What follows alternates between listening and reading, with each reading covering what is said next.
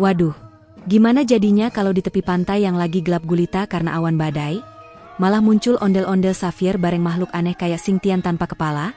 Ditambah lagi semak berduri Santium yang nyangkut di mana-mana, sama burung mungil Senops yang kelihatan panik.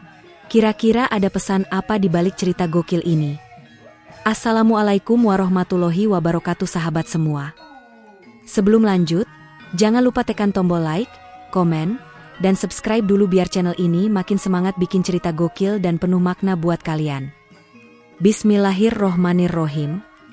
Alhamdulillah segala puji hanya milik Allah Subhanahu wa Ta'ala, Rob semesta alam. Ayo kita biasakan bersholawat. Tulis sholawat untuk Nabi Muhammad Shallallahu Alaihi Wasallam dan keluarganya di kolom komentar. Semoga kita semua selalu diberi kekuatan untuk bertakwa kepada Allah dalam keadaan apapun, baik suka maupun duka.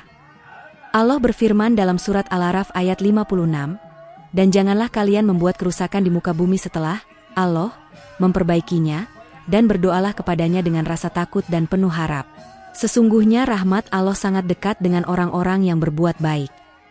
Ayat ini ngingetin kita, kalau alam yang berubah jadi murka, bisa jadi karena ulah manusia sendiri.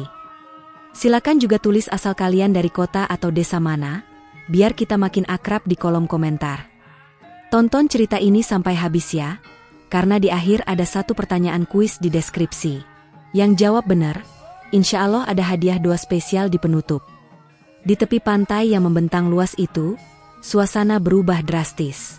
Langit yang biasanya cerah dengan bias biru dan putih awan lembut, kini telah diselimuti awan badai pekat, menggantung rendah seperti kain hitam raksasa yang digelar oleh tangan tak kasat mata. Awan-awan itu menutup rapat cahaya matahari, membuat siang terasa bagai senja, bahkan lebih gelap. Cahaya samar yang berhasil menembus celah awan hanya berwarna abu-abu pucat, membuat pasir pantai kehilangan kilau emasnya dan berubah suram. Setiap detik, hembusan angin yang membawa aroma asin laut makin kencang, seperti peringatan alam bahwa sesuatu yang besar sedang bersiap datang. Ombak pun mulai meninggi, bukan lagi ombak kecil yang biasa menyapa pantai dengan riang, melainkan ombak bergelombang besar, buih putihnya menghantam karang dengan keras. Suaranya memekakan telinga, mirip suara drum raksasa dipukul bertalu-talu, seolah-olah langit dan laut sedang berkolaborasi dalam konser kiamat mini. Di tengah suasana mencekam itu, berdirilah sosok yang membuat semua mata terpaku, ondel-ondel Saphir. Bukan ondel-ondel biasa yang tampil di pesta pernikahan atau pawai 17-an dengan wajah sumringah dan kostum cerah, tapi ondel-ondel dengan aura berbeda. Tubuhnya menjulang gagah, dengan wajah super serius yang jarang, bahkan hampir tidak pernah, ditemui pada sosok ondel-ondel. Tatapan matanya lurus ke depan, seakan menembus gelap awan badai, memperingatkan siapa saja yang berani meremehkan tanda-tanda alam.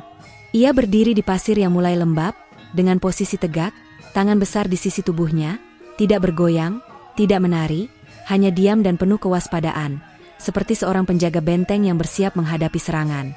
Kostumnya tetap warna-warni khas Betawi, kain merah menyala, hijau terang, dan kuning emas, dengan ornamen perak yang berkilau samar terkena pantulan cahaya petir. Namun justru kontrasnya semakin kuat. Warna ceria yang biasanya jadi simbol keceriaan, kini tampak aneh dan janggal di tengah latar langit gelap dan suasana pantai yang penuh ancaman. Keceriaan itu seolah berubah makna menjadi penanda keberanian, bahwa di tengah situasi paling mencekam sekalipun, budaya Betawi tetap berdiri tegak, tidak goyah, meski diterpa badai. Sebagian warga yang melihat dari kejauhan sampai terdiam. Mereka tidak tahu harus merasa bangga karena ada ondel-ondel yang seakan melindungi, atau justru merinding karena takut sosok besar itu bukan lagi sekadar boneka pertunjukan, melainkan semacam penjaga gaib pantai yang dipanggil oleh kekuatan misterius. Mulut-mulut warga menganga, beberapa anak kecil sampai menutup wajahnya dengan tangan sambil mengintip dari celah jari, karena takut sekaligus penasaran. Para bapak yang biasanya sok berani, malah diam 1000 bahasa, matanya tidak lepas dari ondel-ondel Saphir yang berdiri gagah. Ada yang bisik-bisik, ini beneran ondel-ondel kan? Bukan jin laut yang menyamar? Sementara itu, para ibu hanya bisa menahan napas. Beberapa ada yang spontan beristighfar, merasa suasana begitu ganjil. Mereka semua tahu, ondel-ondel biasanya hanya muncul di acara meriah, bukan di pantai menjelang badai. Tapi kenyataannya, di depan mata mereka ada figur raksasa Betawi itu berdiri, diam, tegak, dan serius. Seperti seorang prajurit kuno yang kembali dihidupkan untuk menjaga manusia dari murka alam. Di belakang ondel-ondel Saphir, laut terus bergemuruh. Sesekali kilatan petir membelah langit, menyambar di ujung cakrawala, membuat bayangan besar sosok itu makin dramatis. Dari arah daratan, angin menerbangkan pasir pantai hingga masuk ke mata warga yang menonton, memaksa mereka mengedip atau menutup wajah. Namun mereka tetap bertahan, karena rasa ingin tahu lebih besar dari rasa takut. Dalam hati, sebagian warga mulai meyakini bahwa kemunculan ondel-ondel Saphir ini bukanlah kebetulan. Ada pesan yang ingin disampaikan, bahwa bahaya sudah dekat, badai akan datang, dan manusia harus siap menghadapi cobaan. Namun tentu saja, karena suasana ini absurd, beberapa pemuda di belakang masih sempat bercanda. Ada yang nyeletuk, kalau ondel-ondel kayak gini, jangan-jangan bisa jadi duta BMKG buat peringatan dini badai. Nih. Warga lain yang mendengar tertawa kecut, karena dalam kengerian tetap saja ada celah kelucuan. Seorang bocah bahkan dengan polosnya berteriak, "Om, ondel-ondelnya bisa ngusir petir gak?" Pertanyaan polos itu bikin beberapa orang menoleh sambil senyum tipis, walau tetap dengan wajah tegang. Ondel-ondel Saphir tidak bergeming. Ia tidak menjawab, tidak menoleh, tidak mengedipkan mata. Sosoknya tetap diam menghadapi badai, hanya kain kostumnya yang berkibar kencang diterpa angin. Entah kenapa, justru kesunyian geraknya itulah yang membuat warga makin merinding. Mereka merasa seperti sedang berada di antara batas realitas dan dongeng, di mana tokoh budaya bisa bangkit menjadi pelindung nyata, di saat manusia paling membutuhkan pengingat. Suasana pantai pun semakin absurd. Ada yang menutup telinga karena suara deburan ombak dan guntur makin keras, ada yang bersorak kecil untuk memberi semangat seakan ondel-ondel Saphir itu benar-benar hidup. Beberapa orang nekat mengabadikan momen dengan ponsel mereka, walau tangan gemetar karena takut kilat menyambar. Foto-foto itu nantinya pasti viral, dengan caption aneh seperti, ondel-ondel penjaga badai, atau Saphir, maskot Betawi melawan gelombang pasang. Namun di balik semua keanehan, satu hal jelas, ondel-ondel Saphir berdiri di sana bukan untuk hiburan, bukan untuk tari-tarian, melainkan sebagai simbol waspada. Wajah super seriusnya seakan menegaskan bahwa manusia seringkali lengah, terlalu sibuk dengan rutinitas, sampai lupa bahwa alam bisa murka kapan saja. Kehadirannya jadi peringatan keras, sekaligus pengingat lucu, bahwa budaya dan kearifan lokal bisa jadi cara unik untuk menyampaikan pesan serius. Tiba-tiba, angin kencang yang tadi cuma berisi kayak kipas angin rusak mendadak berubah jadi kayak turbojet. Ngehempas apa aja yang ada di pinggir pantai. Semak-semak santium, itu loh, tanaman liar yang punya duri nyebelin dan sering banget nempel di celana atau baju kalau abis jalan di kebun, langsung ke bawah terbang. Biasanya semak itu kelihatan gak ada harganya. Tapi kali ini kayak punya misi khusus, nyerang ondel-ondel Saphir. Bayangin aja, angin muter-muter bawa duri-duri kecil, terus nempel di kaki gede ondel-ondel itu. Kostumnya yang warna-warni, tadinya kinclong, sekarang jadi kayak kesangkut benang kusut di gulungan benang jahit emak-emak. Saphir sempat goyang, langkahnya jadi kaku banget. Kayak orang kepleset di karpet berduri yang bikin geli sekaligus sakit. Orang-orang yang nonton gak tahan, ada yang ketawa sampai jongkok, ada juga yang tepok jidat karena heran, ini ondel-ondel jaga pantai apalagi ikut lomba goyang karpet paku. Tapi makin lama dilihat, makin kocak juga. Semak santium itu kan terkenal suka nempel. Bahkan kalau udah kena sekali, dilepasnya susah banget. Nah, di kaki kayu Saphir, duri-duri itu jadi kayak magnet alami. Makin ditarik malah makin nyangkut. Ada satu bocah kecil teriak, ondel-ondel, hati-hati. Itu kayak mantan kelingi, susah dilepasin. Semua orang langsung ngakak. Bahkan bapak-bapak yang tadinya serius mantau ombak ikutan ketawa. Suasana jadi aneh banget. Antara takut badai atau malah jadi acara komedi alam gratis. Saphir sendiri tetap berusaha tegar. Walaupun badannya goyang ke kiri ke kanan, wajahnya tetap serius kayak satpam komplek yang gak boleh senyum pas jaga portal. Tapi setiap kali dia gerak dikit, semak itu makin nyangkut. Duri-duri kecilnya kayak bilang, "Bro, lo gak bakal bisa kabur dari gua." Dan benar aja, setiap langkah Saphir kayak nari poco-poco gak terencana. Ada warga yang nyeletuk, "Weh, ini ondel-ondel masuk mode TikTok dance ya." Tawa pun pecah lagi. Di tengah kekonyolan itu, ada juga yang sadar. Ternyata semak berduri ini bisa jadi simbol banget. Hidup kadang suka gitu. Lagi serius, lagi fokus menghadapi masalah besar. Malah datang masalah kecil tapi nyebelin yang bikin kita goyah. Kayak lagi mikirin cicilan rumah, tapi tiba-tiba gas melon habis tengah malam. Atau lagi rapat penting, sandal jepit kesangkut paku. Hal-hal sepele yang bikin kita hampir jatuh. Padahal sebenarnya masalah utamanya udah cukup berat. Semak Santium itu kayak pengingat bahwa cobaan gak selalu gede kayak badai, tapi juga bisa berupa gangguan kecil yang nyebelin banget. Angin makin kencang, semak-semak makin banyak yang beterbangan. Ada yang nempel di baju warga, ada yang nyangkut di rambut emak-emak sampai susah disisir. Bahkan ada yang masuk ke warung kopi bikin abang warung misuh-misuh. Tapi yang paling parah tetap Xavier. Kakinya udah kayak gulungan duri berjalan.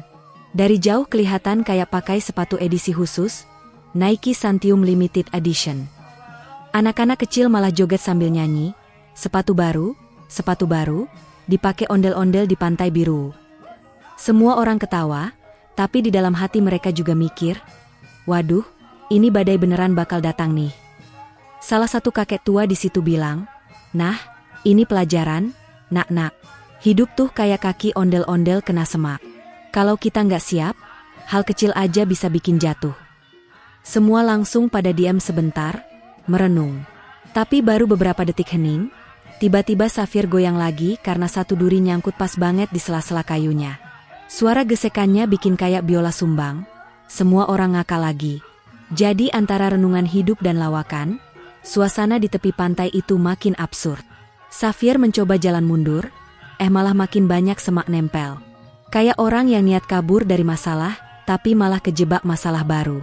Dari jauh kelihatan banget, langkahnya nggak elegan sama sekali, kayak robot lowat. Angin yang semakin kencang malah bikin semak itu beterbangan kayak konveti acara ulang tahun. Bedanya, ini bukan pesta, tapi pantai mencekam yang dihiasi tanaman liar. Bayangan awan gelap makin pekat, petir sesekali menyambar, tapi orang-orang masih sibuk ngakak lihat, atraksi gratis, ondel-ondel berjuang lawan semak. Di sisi lain, Snops kecil, burung mungil yang tadinya bertengger di pohon rapuh, kelihatan ikut panik. Dia terbang muter-muter, kayak komentator pertandingan. Kalau bisa ngomong, mungkin dia bakal bilang, "Bro, kenapa lawan badai malah kejebak semak berduri? Fokus dong." Tapi karena dia cuma bisa nge-tweet-tweet, jadinya makin lucu. Bayangin aja, ondel-ondel gagah dengan wajah serius, tapi kakinya udah kayak boneka jerami, dikelilingi burung kecil yang panik. Situasi ini benar-benar kayak gabungan film horor, drama, dan komedi slapstick dalam satu adegan. Dan semakin lama, warga makin sadar bahwa tontonan itu bukan sekadar lucu. Ada pesan tersirat, badai gede memang menakutkan, tapi jangan remehkan hal kecil. Karena seringkali, hal kecil itulah yang bikin kita jatuh duluan. Sama kayak duri Santium ini, nggak seberapa besar, tapi bisa bikin ondel-ondel sebesar Xavier jadi goyang nggak karuan. Semua jadi kayak diingatkan, tanpa harus diceramahin panjang lebar. Tuhan punya cara unik buat ngasih pelajaran, bahkan lewat ondel-ondel yang kejebak semak liar di tengah pantai. Di atas sebuah pohon rapuh yang tumbuh miring di tepi pantai, seekor burung mungil bernama Snops bertengger dengan tubuh kecilnya yang ringkih. Pohon itu udah kelihatan gak sehat dari awal. Batangnya retak-retak, daunnya jarang, dan akarnya kayak cuma nempel tipis di pasir pantai. Orang-orang yang lewat sering nyeletuk, ini pohon kalau dikasih tugas PR sekolah pasti nyontek. Soalnya rapuh banget. Nah, di pucuk pohon rapuh itulah Snops berdiri, kayak pahlawan cilik yang berusaha jadi saksi mata kejadian luar biasa. Sayapnya gemetar bukan karena kedinginan, tapi karena angin kencang udah kayak hair dryer 2000 watt di setel mode turbo, nyapu bulu-bulunya sampai acak-acakan. Dari jauh, Snops mirip banget sama artis pop yang lagi konser, kena tiupan blower panggung.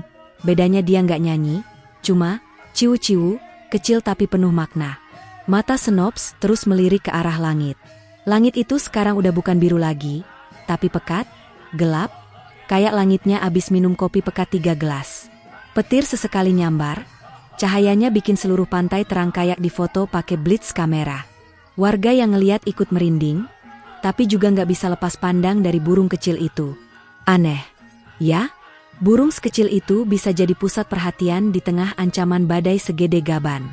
Seakan-akan Snops ngerti betul kalau semua ini tanda bahaya besar. Burung kecil ini kayak alarm alam. Gak butuh baterai, gak perlu sinyal, tapi langsung kasih kode ke manusia lewat getaran sayap dan tatapan matanya. Ada seorang ibu yang nyeletuk ke anaknya, "Nak, lihat burung itu. Kalau dia aja gelisah, berarti kita harus waspada." Anak itu ngangguk. Meski sebenarnya lebih fokus ngerekam burungnya pakai HP buat dijadiin story Instagram. Di caption, dia tulis, "Alarm alami aktif, guys. Snops warning badai incoming." Warga lain pada ketawa, tapi dalam hati mereka sadar, alam punya cara unik buat ngasih peringatan. Kadang bukan lewat ramalan cuaca di TV, tapi lewat hewan-hewan kecil yang peka sama perubahan. Sayap Snops makin lama makin gemetar. Angin gak cuma bikin bulu-bulunya berantakan, tapi juga bikin badannya hampir kebalik kayak baling-baling bambu. Setiap kali angin kencang datang, dia merunduk, nyoba nempel lebih erat ke batang pohon. Pohon rapuh itu sendiri udah kayak orang tua renta yang ditopang tongkat, goyang ke kiri kanan, berderit keras. Orang-orang di bawah ngeri, takut pohonnya tumbang, tapi herannya Snops masih bertahan. Ada bapak-bapak nyeletuk, "Weh, burung sekecil itu aja berani lawan badai, masa kita manusia kalah sama burung?" Warga lain langsung angguk-angguk, ada yang nyeletuk, "Iya bener, tapi kalau gue sih mending udah ngungsi aja, daripada kayak burung kecil itu." Yang bikin suasana makin konyol adalah gaya bulu Snops. Karena tiupan angin yang super kencang, bulu kepalanya berdiri kayak orang abis bangun tidur tapi lupa sisiran. Dari jauh, tampangnya kayak bintang rock yang lagi tampil di festival musik, lengkap dengan gaya rambut acak-acakan. Beberapa remaja yang nonton langsung komentar, "Ih, keren banget. Mirip artis Korea pas lagi comeback stage." Jadi, selain jadi alarm alam, Snops juga jadi bintang dadakan di tengah penonton pantai. Tapi di balik kekocakan itu, ada makna dalam. Warga sadar bahwa hewan-hewan kecil kayak Snops seringkali lebih dulu tahu tanda-tanda bencana. Mereka lebih peka, lebih sensitif sama perubahan angin, tekanan udara, dan getaran tanah. Burung kecil itu kayak simbol bahwa kadang yang kita anggap remeh justru bisa ngasih peringatan penting. Sama kayak hidup, jangan suka meremehkan orang kecil, anak-anak, atau suara yang kelihatannya sepele. Bisa jadi dari merekalah datang tanda keselamatan. Snops terus ngelirik langit, seakan ngajak manusia di bawah buat ikut lihat ke atas. "Lihat tuh, langit udah kayak film horor. Petir nyamber, ombak makin gede, dan gue aja udah gemeteran. Masih mau santai-santai?" Begitu kira-kira pesannya. Dan entah kenapa, semua orang yang lihat merasa kayak diajak ngomong langsung sama burung itu. Beberapa ibu-ibu malah spontan melafalkan doa, bapak-bapak merapatkan jaketnya, dan anak-anak berhenti main pasir. Semua tiba-tiba hening beberapa detik, cuma suara deburan ombak yang kedengaran. Tiba-tiba, satu kilat panjang nyambar di belakang laut. Cahayanya bikin siluet Snops kelihatan jelas banget, kayak lukisan dramatis di dinding. Orang-orang langsung heboh, ada yang motret, ada yang rekam video. Tapi ada juga yang langsung nangis kecil, merasa itu tanda alam yang benar-benar nyata. Mereka sadar, badai besar udah nggak bisa ditunda lagi. Dan di tengah semua itu, Snops tetap bertengger. Meskipun badannya udah gemeteran kayak HP lowat. Ada satu bocah kecil nyeletuk, "Kasian burungnya, nanti kalau jatuh gimana?" Ibunya jawab, "Kalau dia jatuh, berarti itu tanda kita harus buru-buru cari perlindungan." Jawaban itu bikin suasana makin tegang. Semua orang makin mantau si Snops, kayak nonton reality show live. Akankah burung kecil ini bertahan atau jatuh? Bahkan ada yang bikin taruhan kecil, siapa yang bakal benar menebak nasib Snops. Situasi mencekam malah jadi kayak acara kuis konyol. Namun, di tengah semua kelucuan itu, burung mungil itu tetap berfungsi jadi pengingat serius. Bahwa badai bukan hal main-main. Bahwa alam selalu kasih tanda kalau kita mau peka. Dan bahwa kekuatan bukan soal besar atau kecil, tapi soal keberanian bertahan di situasi sulit. Snops kecil mungkin cuma burung biasa, tapi sore itu dia jadi guru besar yang ngajarin manusia. Jangan remehin tanda-tanda kecil, karena itu bisa jadi penyelamat.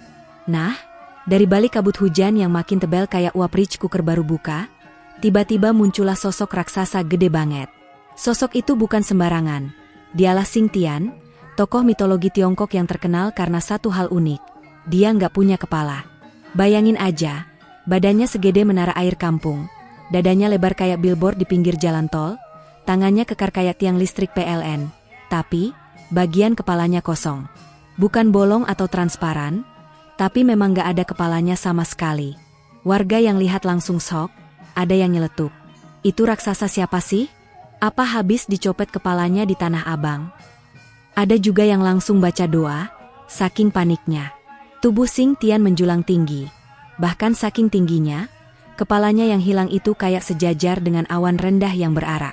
Meski nggak punya kepala, matanya konon pindah ke dada, dan mulutnya ada di perut. Jadi kalau dia ngomong, suaranya kayak keluar dari speaker bass ukuran 10.000 watt. Ketika ia melangkah, pasir pantai sampai getar kayak kena gempa skala 6,0. Ondel-ondel Xavier yang berdiri gagah di depan pantai pun sempat goyang sedikit, kayak kipas angin yang udah mau copot bautnya. Xing Tian bawa senjata gede banget, mirip kapak raksasa yang ujungnya bersinar keperakan. Setiap kali dia ayun-ayun, angin di sekitar berubah jadi pusaran kuat, pasir beterbangan, ombak makin tinggi. Dan di atas langit, petir nyamber satu persatu, nyalanya bikin suasana makin dramatis. Bayangin aja, raksasa tanpa kepala, hujan deras, angin kencang, dan petir nyamber. Kombinasi ini benar-benar kayak trailer film Hollywood yang budgetnya triliunan. Bedanya, ini kejadian beneran di depan mata warga pantai. Orang-orang langsung panik. Ada bapak-bapak yang lari sambil kepleset kena buih ombak, jatuh tengkurap, terus berdiri lagi tapi malah kesandung ember bekas. Ada ibu-ibu yang kabur sambil bawa anaknya, tapi sandal jepitnya ketinggalan di pasir, jadi harus balik lagi dengan ekspresi keki. Ada remaja yang bukannya lari malah selfie dulu dengan caption, "Behind me, the legendary Xing Tian. No head but big heart." Mereka nggak sadar kalau bahaya udah di depan mata. Di tengah kekacauan itu, ondel-ondel Xavier tetap berdiri gagah. Kostum warna-warni khas Betawinya masih berkibar, meski basah kuyup kena hujan. Topengnya yang biasanya bikin anak kecil ketawa, kali ini justru tampak serius banget. Dia tahu, kalau dia mundur, gak ada yang bakal berani berdiri di depan raksasa tanpa kepala itu. Jadi, walaupun jantungnya, kalau ada, pasti udah deg-degan, ondel-ondel Xavier tetap coba jadi penjaga. Namun, malang tak bisa ditolak. Semak santium berduri yang udah nempel dari tadi masih juga bikin ulah. Duri-duri tajamnya nyangkut di kaki kayu ondel-ondel Xavier. Setiap kali dia coba melangkah, rasanya kayak orang nyeker injek Lego di lantai. Sakit banget, bikin susah gerak. Akibatnya, Xavier sempat tersandung. Bayangkan, di depan raksasa segede gunung, dia malah goyang-goyang kayak orang latihan poco-poco gara-gara semak bandel itu. Warga yang lihat antara ngeri dan ketawa. Ada yang bilang, "Wah, ini raksasa sama ondel-ondel duel epik." Ada juga yang komentar, "Kocak amat, udah heroik tapi kalah sama tanaman liar." Xing Tian gak peduli. Dia terus mengayunkan senjatanya dengan tenaga luar biasa. Suaranya kayak deru mesin jet campur guntur. Setiap ayunan bikin air laut terbelah sesaat, sebelum balik lagi jadi ombak besar yang menghantam karang. Ondel-ondel Xavier mencoba menguatkan pijakan, meski kakinya masih resek gara-gara duri santium. Di momen ini, ada nuansa konyol sekaligus dramatis. Di satu sisi, ini pertarungan ala mitologi kuno, di sisi lain, musuh utama Xavier masih semak berduri nempel di kakinya. Warga yang tadinya kabur mulai berhenti di kejauhan buat nonton. Seolah-olah mereka lagi lihat pertandingan tinju kelas dunia. Di sudut merah, raksasa tanpa kepala dengan senjata kapak. Di sudut biru, ondel-ondel Betawi dengan kostum warna-warni dan masalah kaki. Anak-anak teriak-teriak, "Ayo ondel-ondel, jangan kalah." Ada juga yang nyanyi lagu Betawi biar semangat. Sementara itu, bapak-bapak sibuk taruhan receh siapa yang bakal jatuh duluan. Hujan makin deras, kabut makin pekat, petir makin sering nyambar. Tapi di tengah semua kekacauan itu, ondel-ondel Xavier justru kelihatan makin kokoh. Walau sempat goyang karena semak santium, dia berdiri lagi dengan gagah. Matanya lurus menatap, atau pura-pura menatap, ke arah dada Xing Tian yang jadi tempat matanya. Suasana makin kayak klimaks film laga.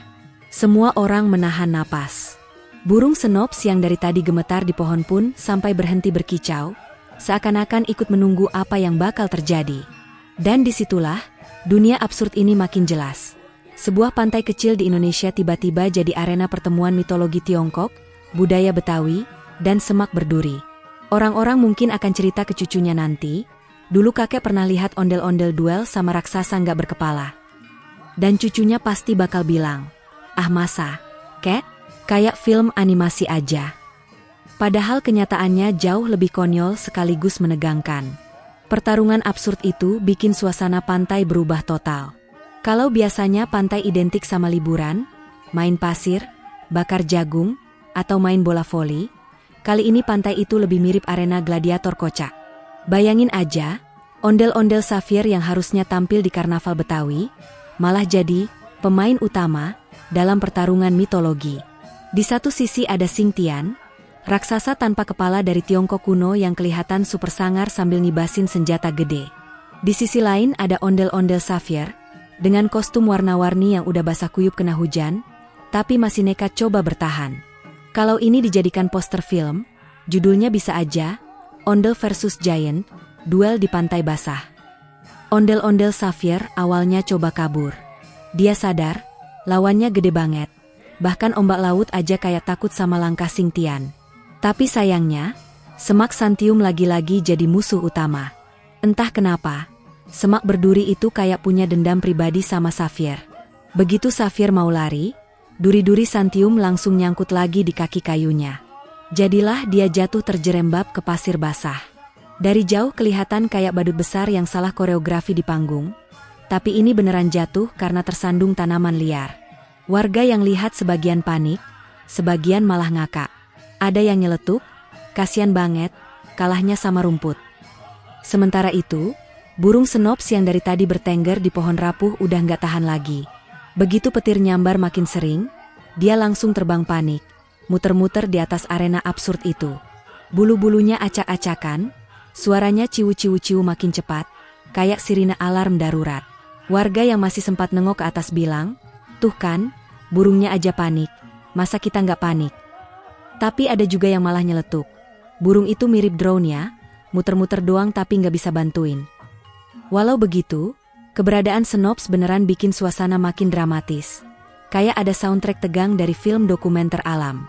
Xing Tian sendiri kayak nggak peduli sama kekonyolan di sekitarnya. Dia terus mengibaskan senjatanya. Setiap ayunan bikin angin makin kencang, hujan makin deres, dan ombak makin tinggi.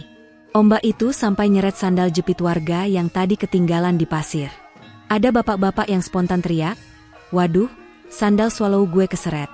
Dan langsung berusaha ngejar sandal itu ke pinggir laut, padahal bahaya banget. Warga lain malah sibuk ngerekam pakai HP, ada yang bahkan live di media sosial dengan caption, pantai berubah jadi ring tinju. Ondel versus Xing Tian epic fail. Di tengah semua kekacauan itu, akhirnya semua orang mulai sadar satu hal penting. Mereka lihat sendiri gimana hujan deras bisa datang tiba-tiba, gimana petir nyambar tanpa permisi, gimana ombak pasang bisa nyeret apa aja, bahkan sandal sederhana. Dan disitulah mereka ngerti, pesan paling penting dari pertarungan absurd ini bukan siapa yang menang, tapi gimana kita sebagai manusia harus selalu waspada sama alam. Alam itu nggak pernah nanya dulu, nggak pernah kasih undangan resmi. Dia bisa datang tiba-tiba, hujan deras, petir, gelombang pasang, sampai banjir rob. Kalau kita nggak siap, ya kita yang rugi. Di saat kesadaran itu muncul, suasana pantai berubah jadi lebih tenang. Meskipun masih ada raksasa tanpa kepala yang berdiri gagah di tengah hujan. Orang-orang saling pandang, ada yang mulai berdoa, ada yang ngajak keluarga pulang, ada juga yang nyesel kenapa tadi sempat ketawa-ketawa. Dan di momen itulah, cerita gokil ini mencapai penutupnya. Alhamdulillah, cerita gokil kita kali ini udah selesai. Begitu kira-kira narasi penutup dari peristiwa absurd di pantai itu. Pesannya jelas, jangan lupa untuk selalu bersholawat kepada Nabi Muhammad Shallallahu Alaihi Wasallam dan keluarganya, serta tetap bertakwa dalam kondisi apapun. Karena seheboh apapun kejadian dunia, yang paling penting tetap mengingat Allah. Semoga Allah kasih banyak rizki buat seluruh umat Nabi Muhammad, dari rizki yang halal, berkah, sampai rizki berupa ketenangan hati. Dan buat kalian yang tadi nonton sampai habis dan ikut jawab pertanyaan di deskripsi, saya doakan semoga yang jawabannya benar bisa dapat hadiah doa spesial. haji, umroh, dan ziarah ke makam Nabi setiap tahun. Itu hadiah doa yang luar biasa, lebih berharga daripada emas atau perak. Tapi jangan khawatir, kalaupun jawabannya salah, insya Allah tetap saya doakan selalu sehat, diberi umur panjang, dan dijauhkan dari segala mara bahaya. Karena yang paling penting bukan menang atau kalah, tapi keberkahan hidup. Terakhir, jangan lupa komen juga request cerita apalagi tentang ondel-ondel biar makin seru di video berikutnya. Siapa tahu nanti ada kisah lebih gokil lagi. Ondel-ondel naik roket, ondel-ondel jadi koki di restoran Jepang, atau ondel-ondel jadi detektif nyelidikin sandal hilang. Dunia ondel-ondel nggak ada habisnya kalau dibikin cerita. Jadi, sampai jumpa di kisah absurd berikutnya. Semoga kita semua selalu dalam lindungan Allah.